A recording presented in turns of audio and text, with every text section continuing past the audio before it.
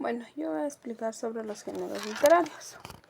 ¿Qué géneros literarios existen dentro de la literatura infantil? Tenemos los géneros literarios de la literatura infantil, como los cuentos de hadas, que son historias fantásticas que suelen incluir personajes mágicos como hadas, dragones y princesas. También tenemos los cuentos infantiles, que son historias sencillas y divertidas que suelen enseñar una lección moral o de valor. También tenemos las fábulas, que son historias breves que enseñan una lección moral o valor, a menudo utilizando animales como personajes. También tenemos los subgéneros y funciones, que son la fantasía infantil, historias que incluyen elementos mágicos y fantásticos, son la ciencia ficción infantil, historias que exploran conceptos científicos y tecnológicos de manera futurista. Tenemos las historias infantil, que son historias que enseñan sobre eventos y personajes históricos de maneras accesibles. ¿A qué hace referencia el género narrativo y cuál es su importancia dentro de la promoción de la lectura infantil? El género narrativo se refiere a la forma en que cuentan historias, ya sea a través de la literatura, el cine, la televisión o la oralidad. En el contexto de la literatura infantil, el género narrativo es fundamental para captar la atención y la imaginación de los niños. La importancia del género narrativo en la promoción de la lectura infantil es desarrollo de la imaginación. El género narrativo permite que los niños exploren mundos imaginarios, personajes y situaciones que les ayudan a desarrollar su creatividad y pensamiento crítico. También fomento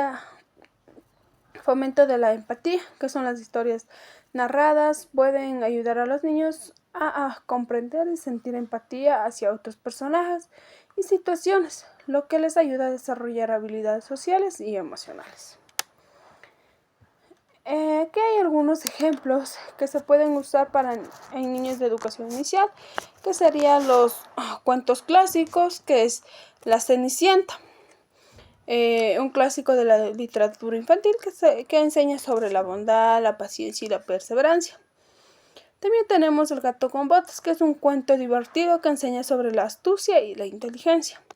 También tenemos La sombra del viento, un cuento que enseña sobre la amistad y la lealtad. También hay cuentos con animales, que es El osito Teddy, que es un cuento que enseña sobre la amistad y la compañía. La tortuga y la liebre, un cuento que se enseña sobre la perseverancia y la paciencia. También tenemos El pájaro azul, que es un cuento que enseña sobre la libertad y la alegría. Otros también tenemos Cuentos con valores, que es El regalo del abuelo, un cuento que enseña la gratitud y el aprecio. El niño que aprendió a compartir, un cuento que enseña sobre la generosidad y la amabilidad. Y La niña que aprendió a perdonar, un cuento que enseña sobre el perdón y la reconciliación. También tenemos los cuentos interactivos, que son Donde está el osito, un cuento interactivo que enseña sobre la búsqueda y la resolución de problemas. El juego de las emociones, que es un cuento interactivo que enseña las emociones y la inteligencia emocional. También tenemos aquí dos actividades para aplicar dichos libros. La actividad es la aventura de la lectura. El objetivo es fomentar la lectura y la imaginación de los niños. Los materiales serían un libro de literatura infantil, por ejemplo, El gato con botas o La sirenita. Sería otro, un mapa o un plano de la escuela o del barrio.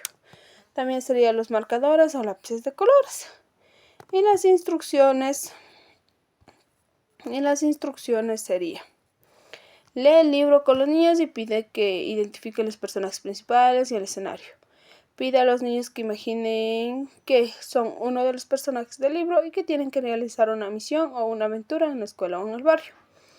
Y proporciona un mapa o un plano de la escuela o del barrio y pide que los niños marquen el recorrido y aseguren su aventura.